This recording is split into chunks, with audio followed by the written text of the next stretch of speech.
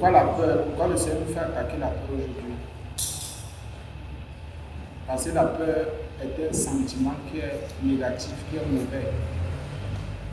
Un sentiment qui nuit à la santé spirituelle, émotionnelle. Prions encore le Seigneur de nous donner. Nous sommes dans Job, pour ceux qui ont déjà ouvert Job. Au nom de Jésus. Job 31-34. La Bible dit, parce que j'avais peur de la multitude, parce que j'avais peur de la multitude, parce que j'avais peur de la multitude, parce que je craignais le mépris des familles, me tenant à l'écart et n'osant franchir ma porte. Nous allons prier le Seigneur pour qu'il nous pardonne. Parce que nous avons peur, ou nous avons eu peur de la multitude.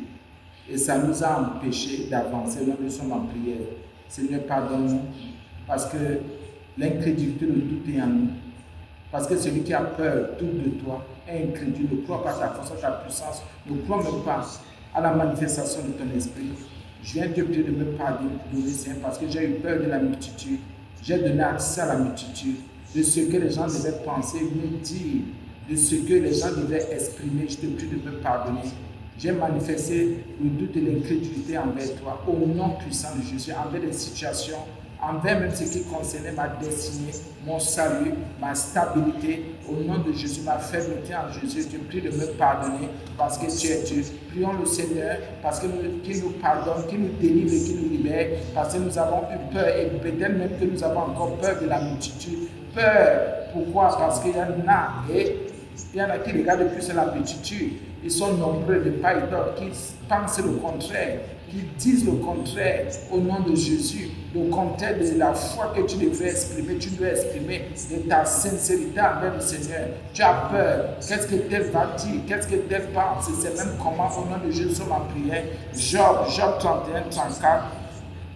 Parce que j'avais peur de la multitude. Il donne la raison. Il donne les raisons. Il dit qu'il avait peur de la multitude. Il avait peur, il avait peur, il avait peur au nom puissant de Jésus. Prions le Seigneur pour qu'il nous délivre de cette peur, de la peur de la multitude. Il y en a qui ont encore peur de la multitude. Il y en a qui ont peur, qui ne peuvent pas croire, qui ne peuvent pas prendre des décisions, qui ne peuvent pas croire, prendre des décisions, qui ne peuvent pas se positionner par rapport à la parole de Dieu. Parce que la multitude, parce qu'il y a des gens dans leur maison, dans leur famille, dans leur quartier, dans leur lieu de service. Partout ils sont, là ils se battent, tout ce qu'ils font, les amis, les relations, ils ont peur de ces poussées-là, ils ont peur de la multitude, ils sont incrédules même.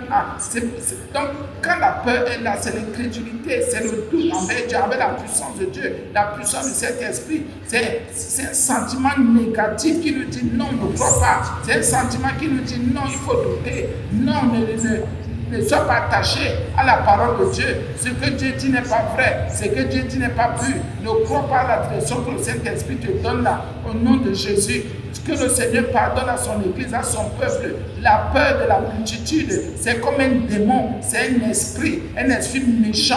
La peur de la multitude, car il faut maintenant faire un genre de choses, c'est plutôt la peur là qui monte, l'incrédulité, le doute pour dire non. Oh, les gens regardent, les gens vont me voir, les gens sauront, les gens diront, les gens parleront. Non, la peur de la multitude, Job a eu ce problème.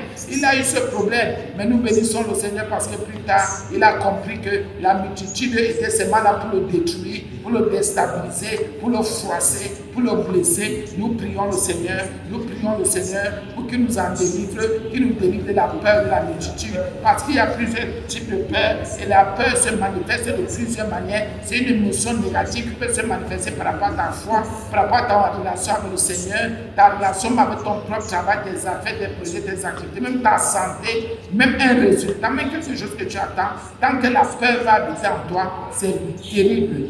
Donc il y a la peur de la multitude.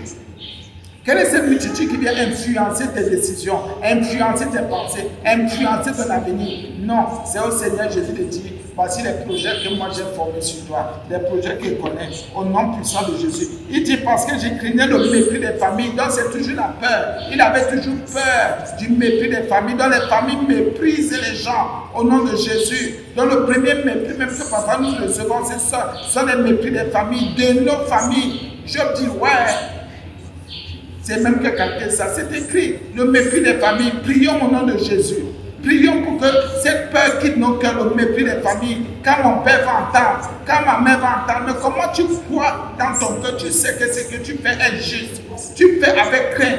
Tu commences à dire, quand mon grand frère va entendre, si c'est le péché, c'est normal, il faut que tu aies peur. Mais si c'est la justice, si c'est la vérité, pourquoi avoir peur? Pourquoi avoir peur du mépris des familles au nom de Jésus? Si tu es dans la sainteté, dans la vérité, tu te dépouilles parce que Jésus est ton Dieu. Tu te dépouilles, tu cherches Jésus, tu cherches sa face. Bien-aimé, frère, c'est en Jésus. Si c'est Jésus qui est la vérité de ton âme, pourquoi avoir peur du mépris? C'est vrai, l'enfant de Dieu ne doit pas accepter. N'acceptez pas qu'on le méprise. Mais ces gens vont toujours te mépriser. Surtout nos familles. Nous ne racontons pas des situations. Parfois, c'est ton frère qui te méprise. Parfois, c'est ta soeur qui te méprise. La Bible dit n'aie pas peur du mépris. Parfois, c'est ton père, c'est ta mère. Parfois, qui te regarde les gens là. C'est tellement même parce que tu as cru en Jésus. Les gens commencent à te mépriser. Parce que tu acceptes la souffrance qui est en Jésus. Tu acceptes le dépouillement qui est en Jésus. Les familles commencent à te mépriser. La Bible dit non. N'aie pas peur, n'aie pas peur.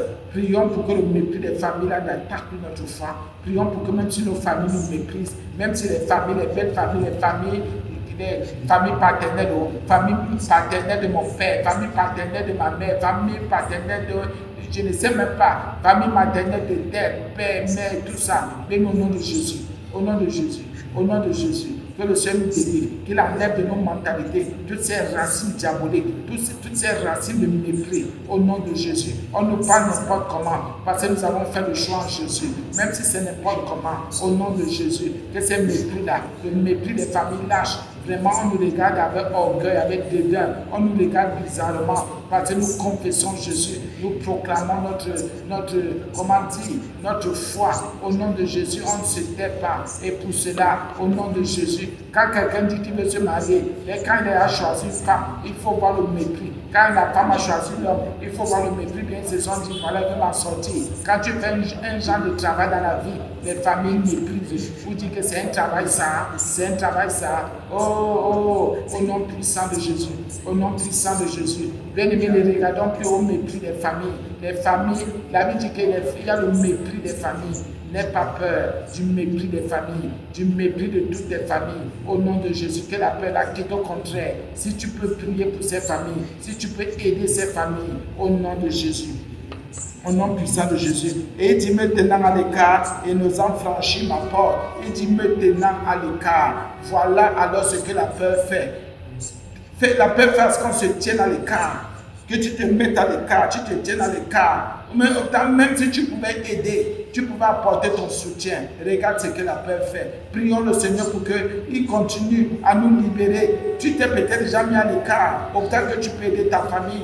Ne regarde pas son mépris, ne regarde pas le mépris des hommes, ne te mets pas à l'écart. La parole de Dieu est là pour nous instruire, pour nous former, pour nous éduquer, pour nous éclairer. Ne te mets plus à l'écart, ne te mets plus à l'écart, ne te mets plus à l'écart. Au contraire, tu as des capacités, tu peux prier, tu peux intercéder, tu peux aider, tu peux soutenir, tu peux donner une pensée, une idée au nom puissant de Jésus. Tu peux m'apporter, puisque ta famille ne le croit ni l'imagine, au nom puissant de Jésus. Nous prions parce que nous n'allons plus jamais nous mettre à l'écart. Au nom puissant de Jésus, nous devons participer activement, même si nous avons été frustrés, même si on a été blessés, au nom de Jésus, même si on a été méprisés dans nos familles, ne nous tenons plus à l'écart. Nous faisons ce que nous avons à faire, au nom puissant de Jésus, dans ta maison, même si c'est la famille professionnelle, même si c'est la famille spirituelle, charnelle, biologique, naturelle, au nom de Jésus, la famille au niveau du marché, partout tu es, même si la famille est étudiantine, au nom de Jésus, au nom de Jésus, scolaire, partout au nom de Jésus, partout tu appartiens à une famille, là tu entres dans une famille, au nom de Jésus, prie pour que tu ne te tiennes plus à l'écart, même si tu as été méprisé, même si tu as été rejeté, même si tu as été attaqué, calomnié, abusé, escroqué, au nom de Jésus, prie le Seigneur pour qu'il te fortifie. Prions le Seigneur pour qu'il nous fortifie. Qu'on n'ait plus peur, que la peur ne nous pousse plus à nous mettre à l'écart, que la peur ne nous pousse plus à nous mettre à l'écart, au nom puissant de Jésus, parce que ce n'est pas de Dieu. Il dit, me tenant à l'écart et n'osant franchir ma porte, la peur parce que tu ne sortes pas. Il y en a comme ça qui sont tombés malades, qui sont devenus fous, qui ont perdu la boule, qui sont devenus anxieux, qui ont commencé, bien aimé, à délirer. Pourquoi? Ils se sont tenus à l'écart et ils n'osaient même plus sortir, ils n'osaient même plus appeler. Tu ne peux plus appeler ton père, ta mère parce qu'on t'a méprisé. Tu ne peux plus appeler un frère, une soeur, des aînés parce qu'on t'a méprisé. Oh Jésus, tu te tiens à l'écart et maintenant tu ne peux même plus ouvrir la porte, tu n'oses même plus franchir la porte. Oh bien-aimé, il y a des portes que le Seigneur ouvre dans ta vie pour que tu avances, tu grandisses, mais parce que tu as été méprisé, tu es incapable de franchir cette porte-là, tu es incapable d'avancer, tu es incapable d'avancer, de grandir. Va affronter cette peur, va affronter ce mépris, va affronter toutes ces choses-là. Ces choses-là ne vont pas te tuer. Tu es là pour grandir, tu es là pour avancer. Bien aimé, quelles sont les portes que tu n'arrives pas à franchir? Parce qu'on t'a méprisé, parce que tu as peur d'avancer, tu as peur d'affronter la porte, tu as peur d'affronter ce que tu vas entendre, tu as peur d'affronter ce qu'ils vont dire. Au nom de Jésus, de franchir la porte. Au nom de Jésus, prends autorité sur la peur. Que la peur ne t'empêche plus de franchir la porte. Que la peur ne t'empêche plus d'avancer. Que la peur ne t'empêche plus de grandir. Que la peur ne t'empêche plus de devenir meilleur. Au nom puissant de Jésus. Au nom glorieux de Jésus. Au nom merveilleux de Jésus. Au nom merveilleux de Jésus. Nous sommes dans Job 31-34. Au nom de Jésus. Au nom de Jésus. Au nom puissant de Jésus. Au nom de Jésus. Au nom de Jésus. Au nom puissant de Jésus. Nous prions le Seigneur parce qu'il est fidèle, parce qu'il est fidèle, parce qu'il est fidèle. Au nom de Jésus, au nom puissant de Jésus, au nom glorieux de Jésus, au nom de Jésus, parce que le Seigneur est Dieu, au nom puissant de Jésus. Il est notre source, il est notre source, au nom de Jésus. Nous allons encore nous remettre en question, examiner toutes les situations qui nous font peur, les situations qui suscitent la peur, les situations qui viennent avec la peur. Prions le Seigneur pour qu'il nous renforce, pour qu'il nous renforce, pour qu'il nous renforce. Au nom de Jésus, au nom de Jésus, au nom de Jésus, au nom puissant de Jésus, au nom puissant de Jésus, au nom glorieux de Jésus, au nom merveilleux de Jésus. Ô Seigneur, ô Seigneur, ô Seigneur, au nom de Jésus. Amen. Nous sommes aussi dans Proverbe 20, verset 13 qu'on peut travailler. Proverbe 23, c'est aussi utile.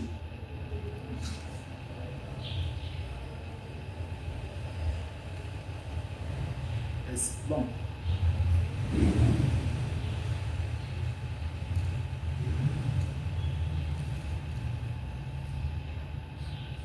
N'aime pas le sommeil de peur que tu ne deviennes pauvre. Ouvre les yeux, tu seras rassasié de pain.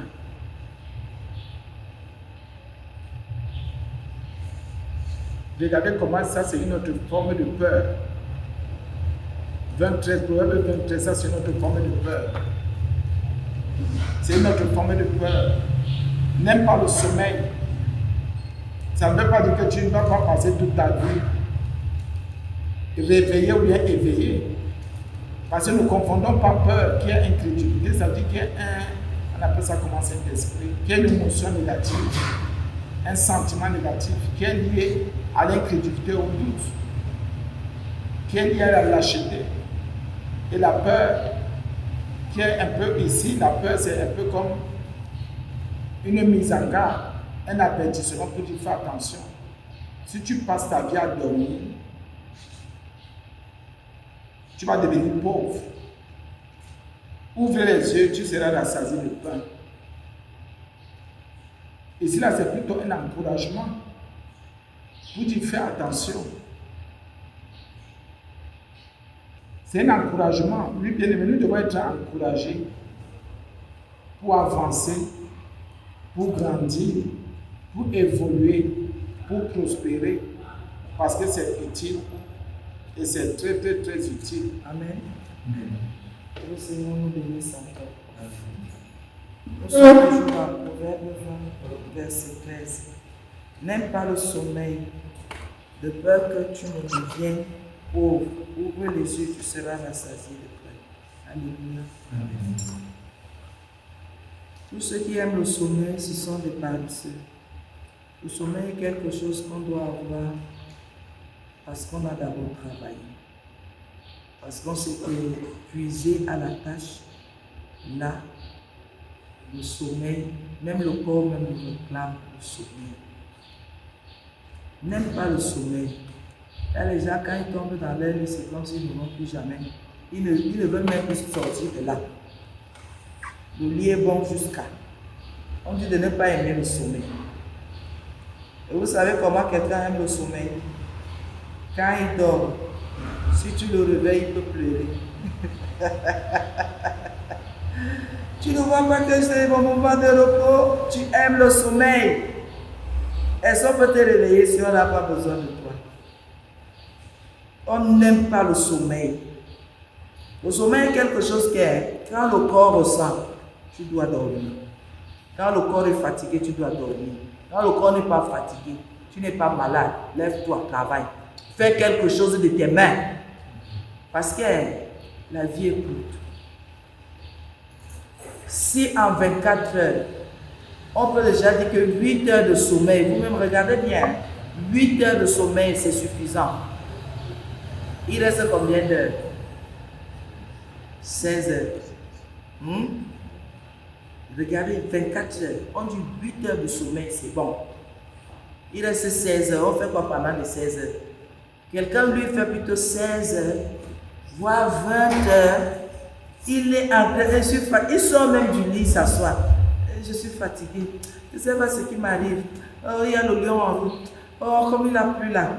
Oh, ce n'est pas bon. Oh, c'est difficile. Oh, je fais comment? Je cherche le travail à quel endroit. Donc, le fait seulement de penser que le jour s'est levé fatigue la personne. La personne se couche encore et dort. La Bible dit de ne pas aimer le sommeil. Pourquoi? De peur que tu ne deviennes pauvre. Vous voyez comment la Bible dit des choses. Donc, Seigneur, si quelqu'un est pauvre, c'est que la personne aime dormir, la personne est paresseuse. Pourquoi? Dans la Bible, il est écrit, tout travail procure de l'abondance. Alléluia. Quand tu ne fais rien, tu t'appauvris. Fais beaucoup de choses, tu t'enrichis. Quand tu passes 1 heure à ne rien faire, c'est la pauvreté qui te guette. Mettre toujours à profit le temps libre. Occuper toujours son esprit à faire quelque chose, ses mains à faire quelque chose. Même réfléchir pour certaines personnes est un travail. Donc ils ont leur cerveau. C'est interdit de penser, interdit de réfléchir, interdit de chercher à résoudre leurs problèmes. Vous entendez, j'ai mal à la tête, je ne me sens pas bien. Parce que la personne ne veut pas réfléchir. La Bible dit, de peur que tu ne deviennes pauvre. Donc la pauvreté est liée au sommeil. Quelqu'un comprend? Amen. La pauvreté est liée au sommeil et le sommeil à la paresse. Car la Bible dit que celui qui ne veut pas travailler ne mange pas non plus. Je me rappelle à une époque, il y a beaucoup de gens, beaucoup, qui aimaient rester à l'église sans travailler.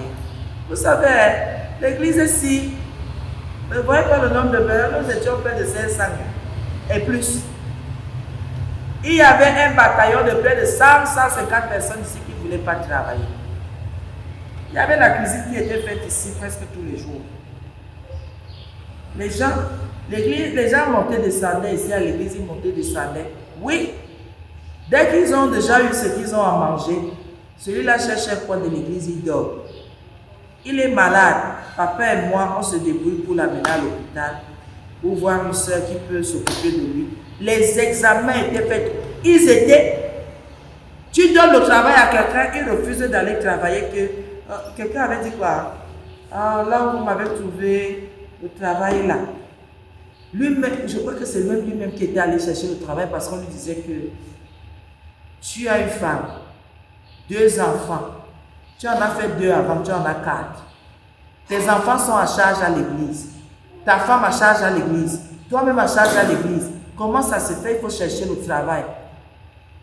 Tellement on en parlait qu'il est allé chercher le travail. Après, il n'a même pas fait un mois là-bas. Il dit qu'il y a la poussière. Là où il y a les voitures qui passent, il y a la poussière. Il ne veut pas s'enrhumer. Je lui ai dit pardon. Je ne veux pas m'enrhumer. Je lui ai dit c'est bon. C'est bon, il n'y a pas de problème. Il y a une loi au Cameroun qui dit qu'on ne force personne à travailler. Maintenant, il y a des lois qu'on doit chercher la personne qui a établi ça pour qu'on vote. Qui a d'abord même pensé à ça pour qu'on vote. C'est interdit au Cameroun. Il y a une loi qui dit que si quelqu'un ne veut pas travailler, qu'on ne force pas la personne. Qu'on laisse les personnes tranquilles. J'ai dit qu'on devait aussi écrire une loi. Mais il va te mettre une autre loi que non-assistance à personne en danger. On peut te porter plainte, on peut te faire les problèmes. Quelqu'un refuse de travailler, quand il est en danger, c'est l'argent de qui qu'on doit aller hypothéquer. Non-assistance à personne en danger, ça veut dire que je dois faire quoi? Donc si quelqu'un est malade, s'il s'écoule devant moi, si je traverse, quelqu'un voit quelqu'un pour me porter plainte que je n'ai pas assisté. Donc la personne était en danger. Ou si quelqu'un se fait agresser, qui me reconnaît, moi aussi je suis en train de fuir qu'on ne m'agresse pas, il dit que je ne l'ai pas assisté pour me porter plainte. J'ai dit à certaines personnes ici que non, vous ne pouvez pas aimer le fruit du travail des gens.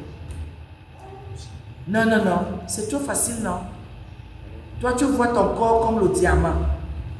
Tu vois ta vie comme l'or. Tu vois que si tu utilises ton cerveau, c'est un ouvrage à ta personne. Mais pendant que les autres s'usent au travail, se fatiguent au travail, s'épuisent, tu viens seulement, c'est trop facile, non? Maman, papa, il me faut les compliments. Maman, papa, j'ai faim. Maman, papa, certains me disaient même, maman, je suis venue, depuis 2 jours, je mange pas. Je dis, ouais, je veux donc, comme il y avait les sacs de riz, les sacs de haricots, les sacs d'arachides, les bidons d'huile, on disait seulement à quelqu'un, faites un plastique là, vous donnez à la sœur. Ce jour-là, elle m'a dit que non, c'est la viande que je veux manger. Il y avait même les bouts là. Je lui dis pardon. Bon, il n'y a même pas de problème.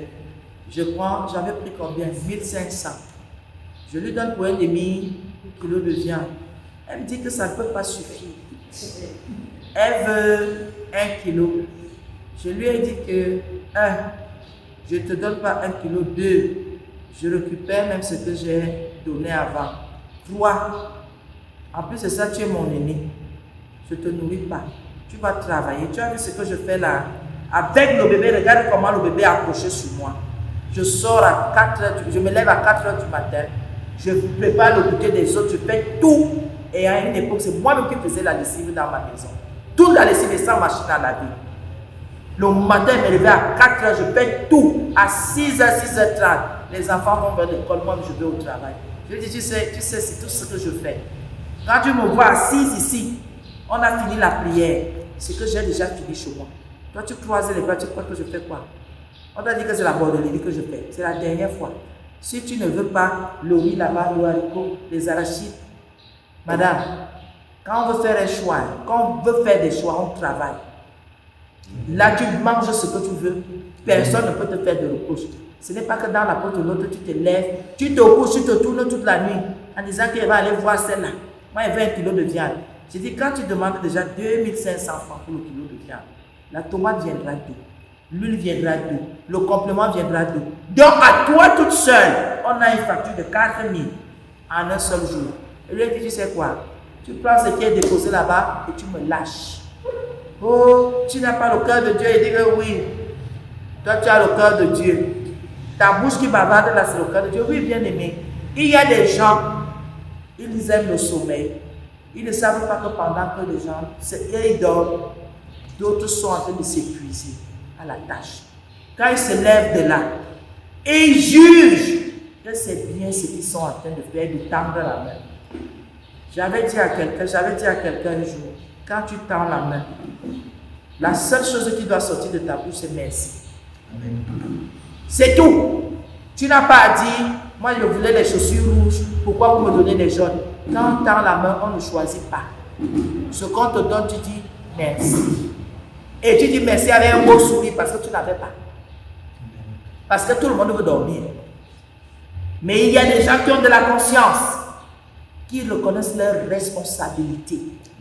Je dois manger, je dois me soigner, j'ai des enfants, je dois les soigner, je dois prendre soin, j'ai une maison, je dois avoir une maison pour qu'on habite. Vous entendez ça, non?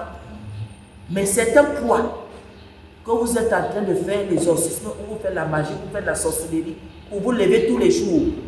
Quelqu'un, quand il vous entend même, dit que vous vous levez, il tape le corps que vous sortez. Pourquoi vous faites le bruit le matin en sortant? Je suis toujours étonné. Je suis étonné. Ici à l'église, il y a des enfants, des jeunes filles.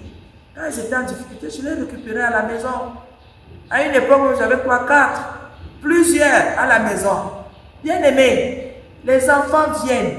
Et ces filles deviennent des princesses dans ta maison. Tu fais à manger seule. Elle mange, c'est à toi de laver les plats. Ta maison, c'est à toi de laver ta maison. Ceci ne peuvent même pas s'occuper comme mes enfants étaient plus jeunes. Ça ne les intéresse pas. Vous savez ce que j'ai fait un jour? Je leur ai dit, bon, je suis d'accord avec vous. Maintenant, on fait 2 rations à la maison. Voici votre argent de marché. Et il y a le feu de bois derrière. Voici, moi aussi, je m'occupe de papa et des miens. Vous vous débrouillez. Le premier jour qu'elles ont lancé la sauce d'arachide, il y avait quelque chose au-dessus qui ressemblait au condiment, ou c'était quoi? Il y avait l'eau et il y avait un dépôt. Je ne sais pas pourquoi les arachides l'avaient fait comme ça, mais c'était suspect. Donc ça n'avait pas donné. Je vous dis, il y avait le poisson dedans. Elles ont sorti le poisson. Le lac là est resté dans la marmite. J'ai appelé leur papa. Parce que dès qu'elles finissaient de faire la cuisine, c'était les allées et venues que tu voulais voir. Moi, je sers tout le monde et je passe à autre chose. Hein? Dès que j'avais vu ça dans la marmite, j'ai dit, ce qui vous intéresse, c'est de dormir avec les hommes. Dès qu'on tourne le dos, on part à la prière, les motos viennent se garer. Mais chérie, allez, vous continuez votre cuisine, hein, ou c'est la nourriture du chien. Dès que je finissais, je fermais ma cuisine. Vous avez pris tout votre nécessaire, je fais parce que je sais que j'allais les transformer en voleuses. Elles allaient voler dans ma marmite. Et que voilà votre ration. Vous savez ce qui s'est passé? Elles ont commencé à partir une à une. Vous entendez ce que j'ai dit là? Et vous savez ce que j'ai ajouté à la cuisine là? J'ai pris les habits de mes enfants. C'était tout petit, tout petit. J'ai dit, vous lavez aussi ça. Ce sont vos petits frères et petits sœurs. Les filles ont préféré s'en aller. Vous entendez ce que je dis là? Elles ont préféré s'en aller. Donc c'était, j'achète le savon, j'achète le papier hygiénique, je fais la nourriture, je fais tout. Elles sont là, elles se pavanent, elles sont chez le roi Salomon. Dès que j'ai déposé que faites votre cuisine, puisque quand je faisais, elles ne venaient pas regarder. Elles ne se gênaient pas. Elles ne venaient... Donc c'était à moi de les appeler. Elles restaient sur le lit. Bien aimé, j'ai dit dormez, je vais vous apprendre à... Puisque dès que tu appelles, on va partir avec ton mauvais nom. Quand j'étais là-bas, elle m'exploitait. J'ai dit que ça, mon nom ne sera pas dedans. Dès que j'ai dit voilà votre cuisine, vous faites, je dépose 1500, 2000. Puis elles étaient 4, elles vont manger quoi? Elles gaspillaient même. Je fais pour papa et mes enfants. Après, j'ai dit, elles passent le temps à ne rien foutre, c'est pour cela qu'elles peuvent se balader. Les habits de vos petits frères, 2 ou 3 fois par semaine, dans chaque 2 jours, que ce soit pas beaucoup, tel plat. Elles ont commencé à partir une à une. Donc, service traiteur, elles sont nourries, logées, blanchies, mais elles ne rendent pas service. Même la nation demande de faire certaines choses, on perd les coûts. J'ai commencé à rire, dit à leur papa que regarde, la dernière qui est restée, c'est quand sa famille dit que viens, rentre ici, tu fais quoi là-bas? Elle arrive, elle ne peut ni nettoyer le poisson. À 18 ans, elle passait, ni nettoyer le poisson, ni faire fuir le poisson, mettre le riz au feu. Alors que la famille mettait à la bouche sur ma blanche. On l'a fait à son, on lui demandait que ma fille, donc tu étais sur ma blanche, qu'on connaît là, et tu ne sais rien faire. Elle vient, maman, on m'insulte. Maintenant, elle faisait tout les week-ends. Dès que vendredi arrive, elle est déjà à la maison. Maintenant, je fais la cuisine, elle vient se placer à côté de moi comme si j'avais besoin du garde du corps. Pourquoi? Le sommeil. Et c'était en 1900 combien? C'était en 2013, 14, 15, 16 peut-être. Elle était déjà sur Facebook. Elle avait 0 sur 3, sur tout à l'école. Elle ne nous montrait pas les feuilles. Elle avait un téléphone caché que on croit qu'elle étudie. Elle est sur Facebook. Vous entendez, non? Le sommeil. Le sommeil. Ça te donne la pauvreté, même dans tes études. La pauvreté dans ton travail. Tu ne réfléchis plus. Elle préférait dormir. Je vous dis quelque chose. Dormir. Elles ont commencé à partir une à une. Une à une. J'ai dit, bon débarras. C'est trop facile d'avoir des enfants de 19, 20 ans, 22 ans à la maison. Et toi, tu te tues à la tâche. Personne ne balaie la maison.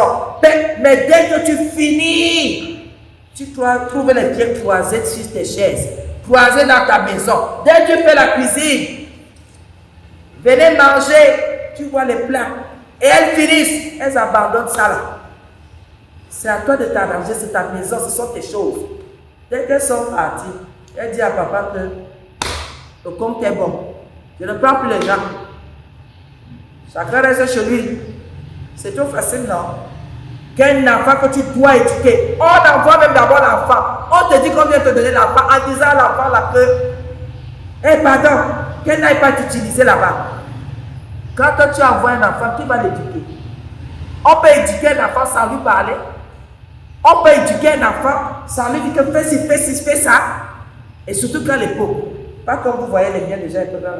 Le plus, il avait, quand on a commencé, le premier avait 2 ans et demi, 3 ans. Quand on a commencé en cellule de prière. Donc quand ces gens, mes filles là, je les récupère, il a dans les 10, 11 ans. Regardez, 10, 11 ans. Les autres sont dans les 19, 20 ans, 23 ans. C'était à celui-là d'aller faire pour elles. Elles étaient les princesses. On vous dit, quand les gens quelqu'un ne veut pas aller où elle fait comme ça. Et ces enfants-là vont faire comment? C'est la paresse, non? Elles vont s'en sortir comment? Pour être des épouses de quelqu'un demain. Ça ne passait pas. Et la Bible dit, n'aime pas le sommeil. Elle préférait dormir. On a vu des gens ici à l'église, c'est comme ça. Ils disent seulement, j'ai les problèmes, j'ai les problèmes, j'ai les problèmes. Et chaque frère, chaque soeur, j'ai les problèmes, aidez-moi alors, j'ai les problèmes. Mais est-ce que tu sais que le fait de dire j'ai les problèmes, va travailler. Il n'y a pas de son métier, il n'y a que de son genre. Va travailler, trouve le travail, tu travailles. Ça va t'épanouir et ça va te donner, ça va te rendre responsable. De peur que tu ne deviennes pauvre, la pauvreté est liée à ça. Donc aujourd'hui, quand quelqu'un dit je suis pauvre, dites à la personne que tu travailles. Je travaille, je ne m'en sors pas, tu dis que travail à l'épuisement. Ça veut dire que tu n'étais pas encore bien donné.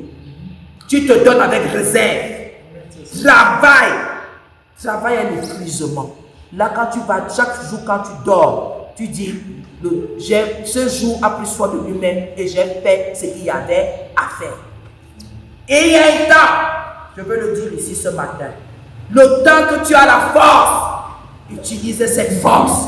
Quand tu deviendras faible, tu auras déjà établi les choses quand il fallait la force et maintenant, les choses vont aller doucement selon aussi tes capacités. Mais personne ne veut comprendre. Quand on dit aux enfants, combien d'enfants ici avaient déjà arrêté les études? On leur a dit qu'on n'arrête pas les études à 18 ans. On n'arrête pas les études à 19 ans.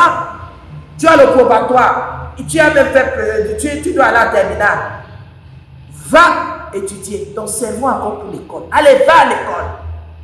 Le cerveau d'un enfant de 19 ans, 20 ans n'est pas pour chercher l'argent. Même si tu cherches de l'argent, il faut continuer à l'école.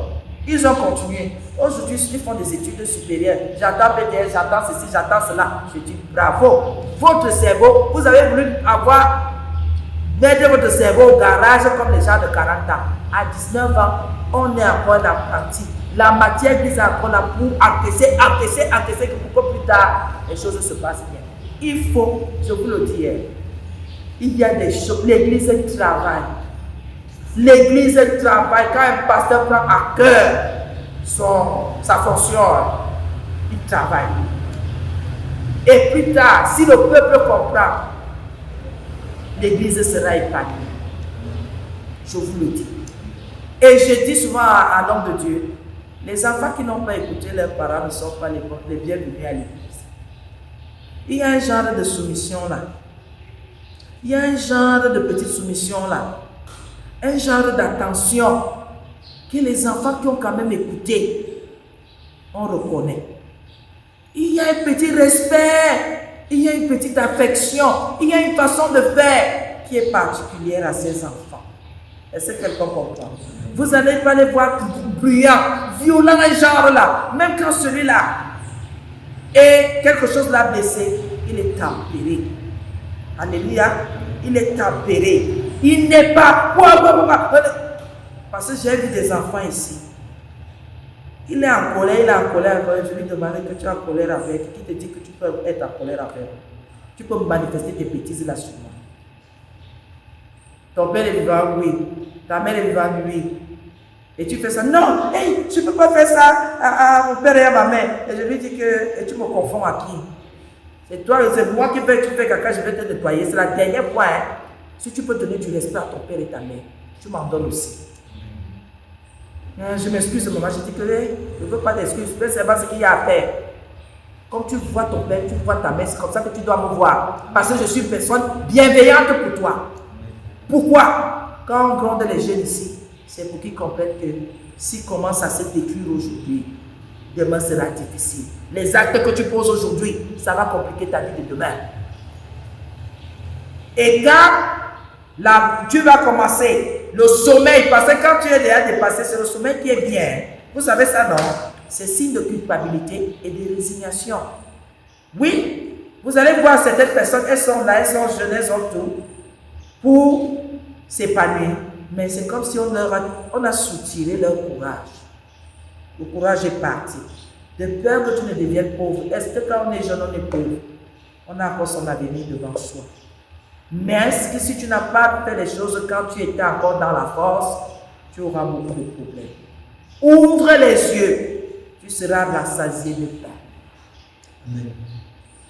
Ça veut dire la conscience. Alléluia. Examine.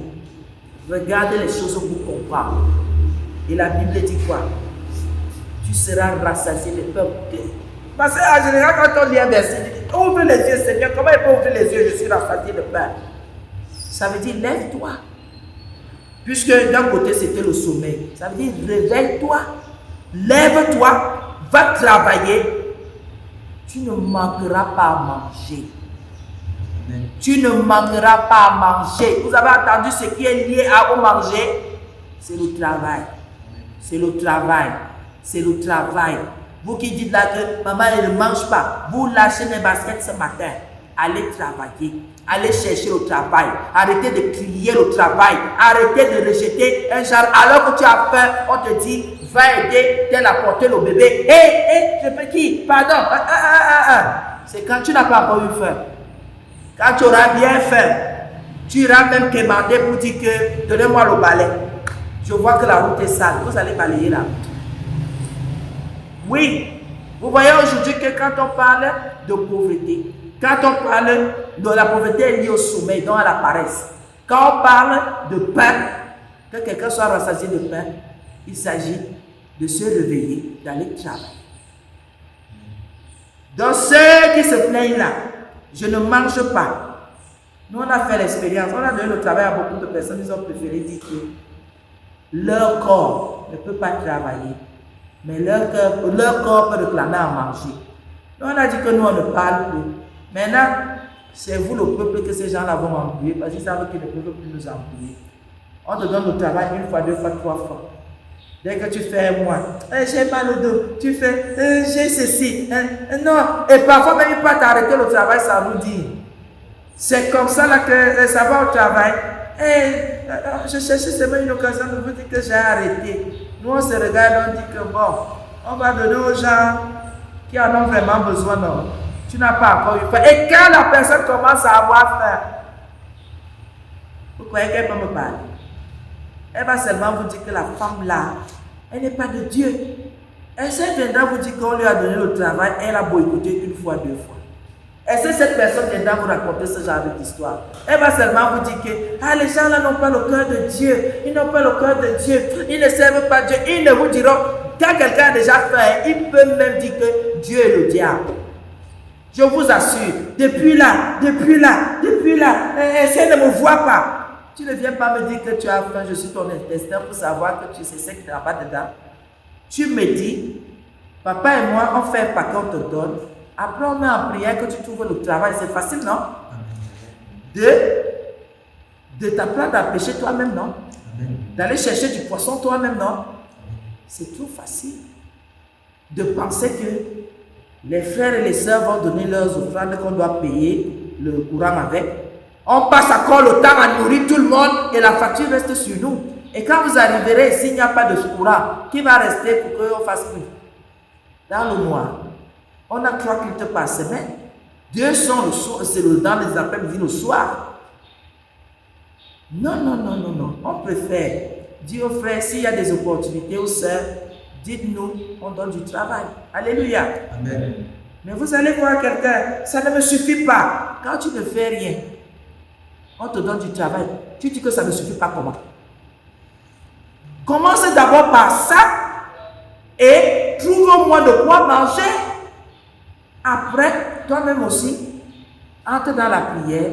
Le Seigneur peut te faire évoluer, te faire trouver mieux, selon tes besoins, non? Mais il veut que tu commences par des petites choses pour pouvoir évoluer. Alléluia. Alléluia. C'est la parole de Dieu. Et il dit, ouvre les yeux, tu seras rassasié de pain.